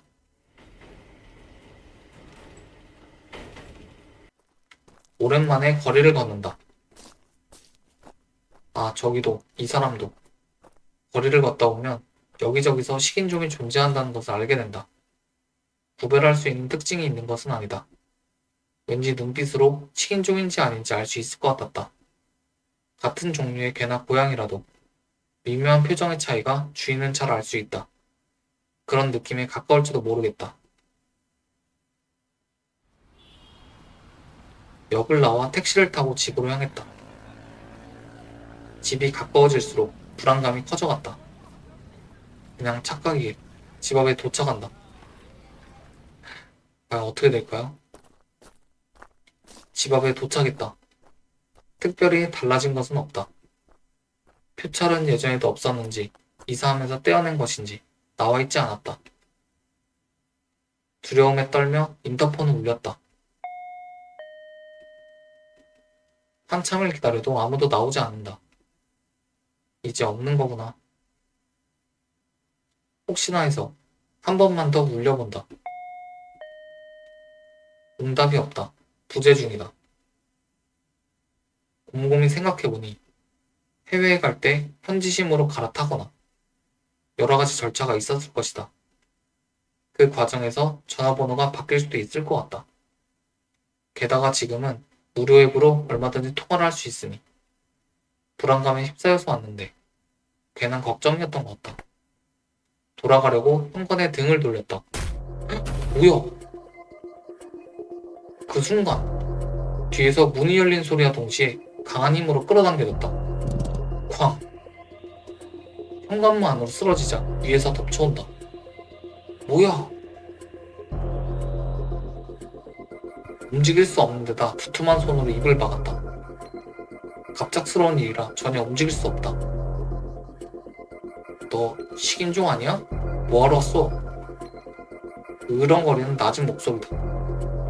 하지만 익숙한 목소리다. 눈앞의 광경에 머리가 혼란스러웠다. 내 입을 틀어막고 있는 남자. 그것은 틀림없이 마리에의 새 남편이었다. 입을 틀어막고 있어 대답을 할 수 없다. 소란 피우면 동족이라도 죽여버린다. 목덜미에 소름이 돋는다. 동족이라도. 남자는 그렇게 말했다. 심장이 더 강하게 뛰었다. 남자는 입에서 손을 떼는 대신 차가운 무언가를 내 목에 갖다 댔다. 말을 해도 되는 모양이다.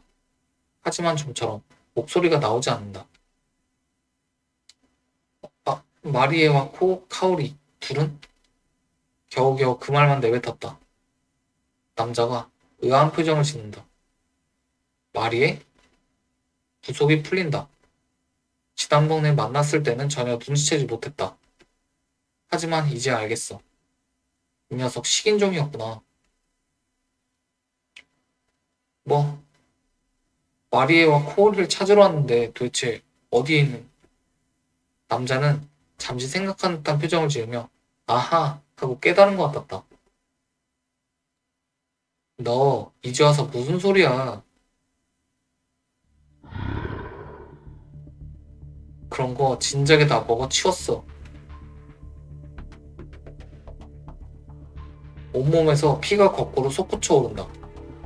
그때 나는 무엇을 했을까?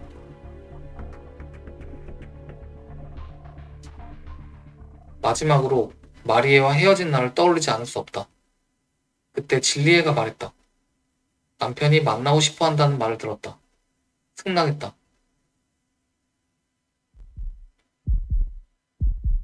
BBQ는 9주 휴일이었다. 나는 이 남자와 건배를 했다. 해외로 간다고 했다. 그때 그 남자와 어떤 대화를 나눴을까? 아마 이 이야기를 나눈 것 같다. 상당히 능력 있는 사람이라고 생각했다. 그래서 웃으며 보는 손을 흔들어줬는데 나는 절규하며 남자에게 주먹을 휘두르고 있었다. 채. 남자가 크게 손을 휘두른다. 아! 목덜미에 열을 느꼈다. 뜨거운 것이 흘러내린다. 나는 순식간에 반격을 당했다. 어두워지는 시야 구석에서 남자가 스마트폰을 꺼내는 모습을 보였다. 아, 여보세요?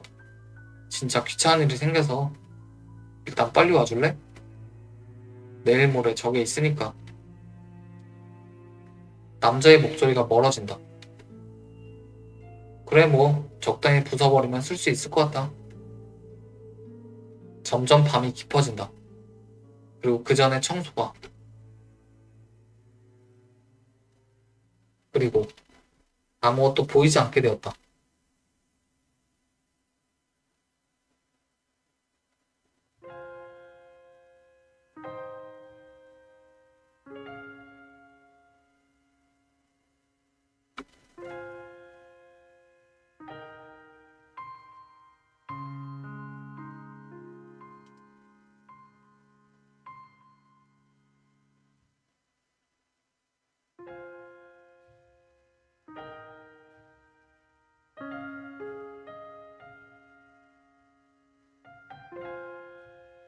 새로운 바닥재, 따뜻한 롤러브, 관엽 식물, 4인용 소파, 아기 침대, 작은 거즈 이불.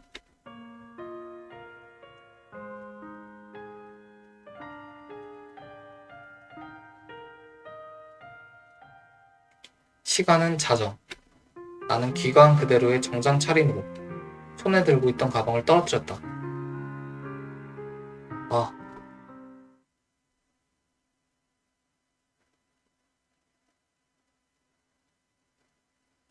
그래, 그랬지. 그때도 눈앞이 캄캄해졌다. 끝없는 의문이 쏟아져 나왔다. 왜? 하지만 답은 내 안에 없다. 의문을 제기한다고 해서 결과가 달라질 것 같진 않다. 오히려 더 악화될 뿐이다. 그래서 그냥 따랐다. 상대방의 요구에. 마리에가 원한다면. 마리에가 권리를 주장하는 것은 모두 넘겨주었다. 아무것도 애착이 없었다. 가장 소중한 것을 잃었으니까. 다른 선택지란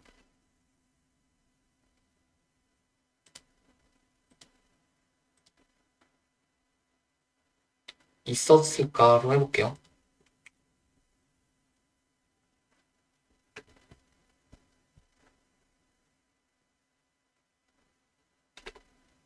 그래서 도중에 하지만 고통은 없습니다. 남자의 목소리다. 걱정하지 마세요. 여러분 희망을 바랍니다. 그 남자다. 아무래도 다른 사람, 여러 명이 있는 것 같다. 시체도 발견하지 못했습니다. 가족, 직장도 철저히 합니다.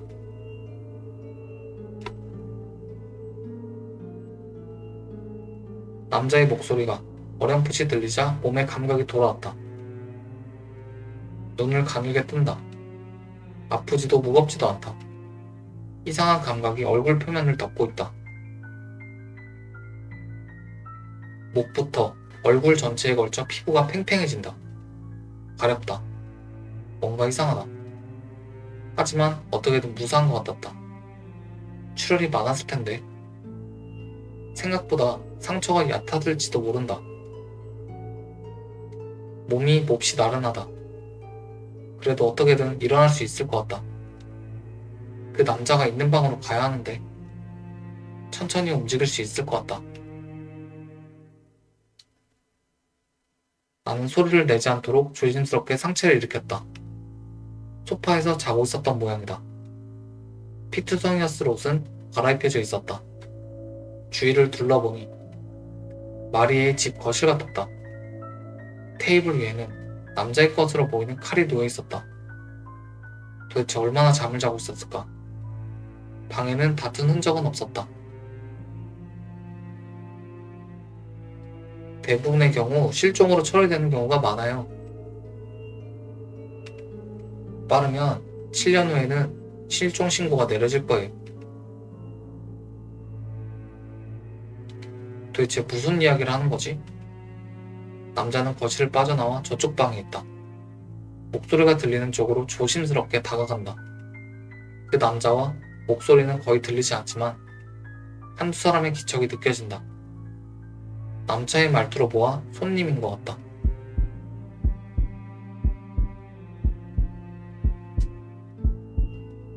아, 그 냄새.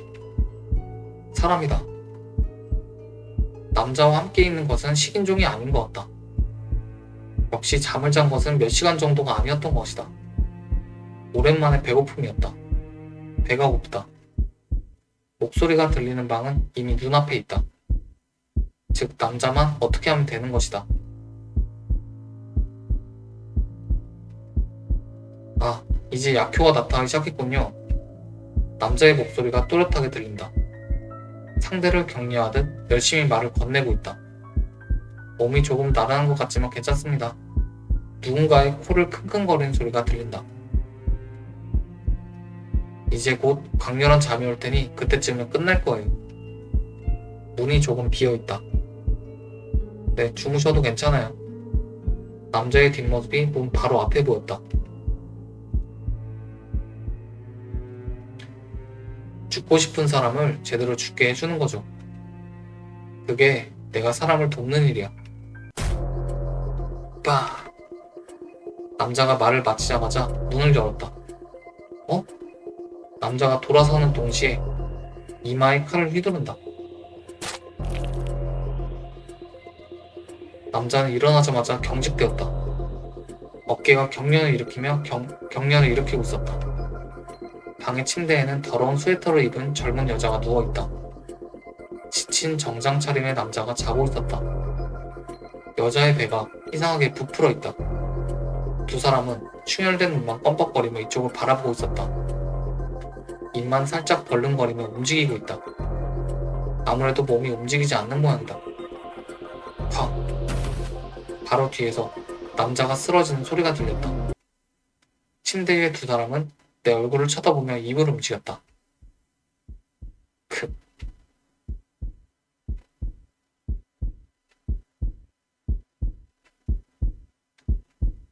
괴물이라고 하는 건데, 빡개모노? 나는 천천히 공기를 들이마셨다.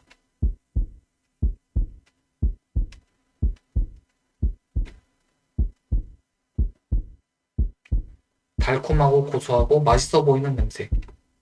입이 자연스레 벌어지고 미소가 흘러나온다.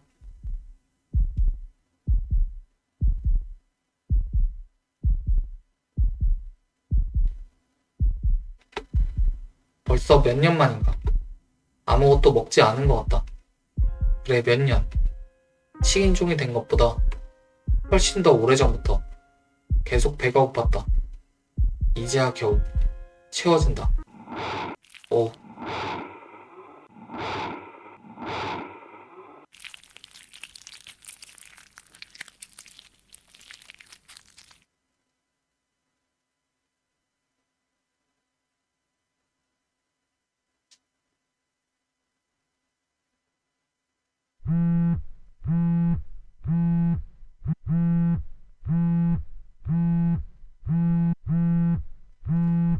전화가 걸려왔다.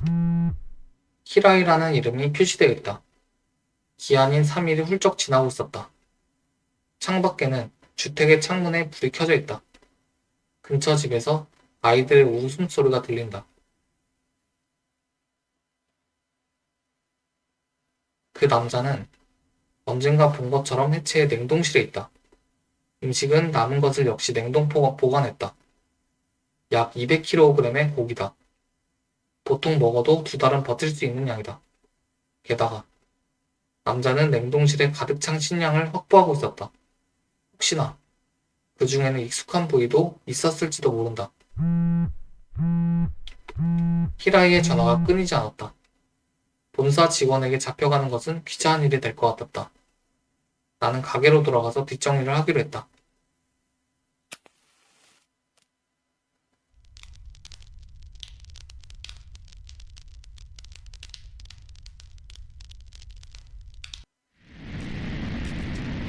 아, 불은 순식간에 번져나왔다. 나는 후드를 깊숙이 뒤집어 쓰고 상황을 지켜보고 있었다. 가게에서 몇 명의 식인종들이 뛰어나온 것 같았다. 불길과 연기가 라면집이었던 건물을 뒤덮을 무렵 드디어 소방차 소리가 다가왔다. 굉음과 함께 불길이 치솟는다. 가게에서 10m 정도 떨어져 있는데도 말이다. 그래도 불길을 맞이하고 있는 몸의 표면은 뜨겁다. 이거 아까 처음에 봤던 그거죠? 피부가 지글지글 타는 것 같다. 주변에는 수십 명의 구경꾼들이 모여있다. 야, 너 왜 이런 일이? 누군가 내 어깨에 손을 얹고 후드가 벗겨졌다.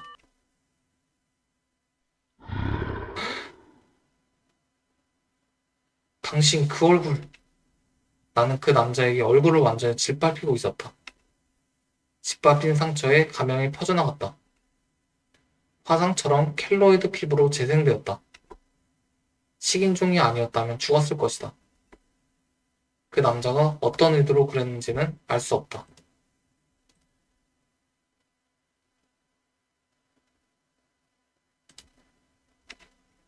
하지만 지금에 와서는 다행이다. 후드를 다시 쓰고 그 자리를 떠났다. 이봐, 너, 저 녀석 잡아. 뒤에서 누군가가 부른 것 같았다. 하지만 이제 가봐야겠다. 화재 현장을 떠나자 밤바람이 몸을 스쳐 지나간다. 기분 좋다. 몸도 마음도 깃털처럼 가벼워졌다. 나는 달리기 시작했다. 좋은 냄새가 나는 곳으로.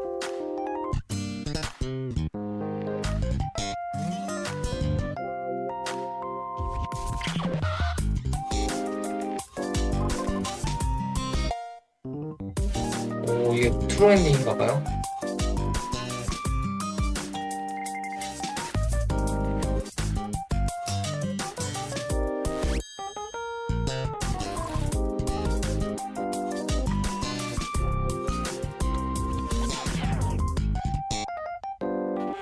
오, 생각보다 볼륨이 좀 있는 게임이었어요.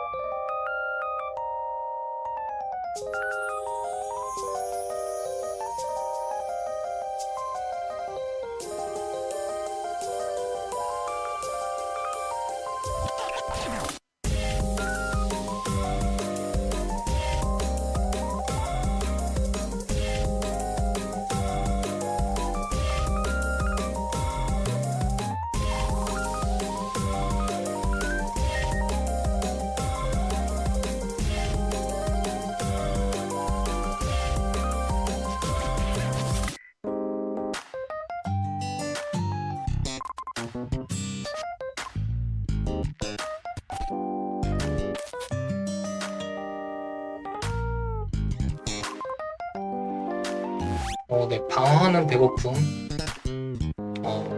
여기까지 해보도록 할게요. 생각보다 굉장히 짜임새 있게 잘 만든 게임이었어요. 네, 시청해주셔서 감사합니다.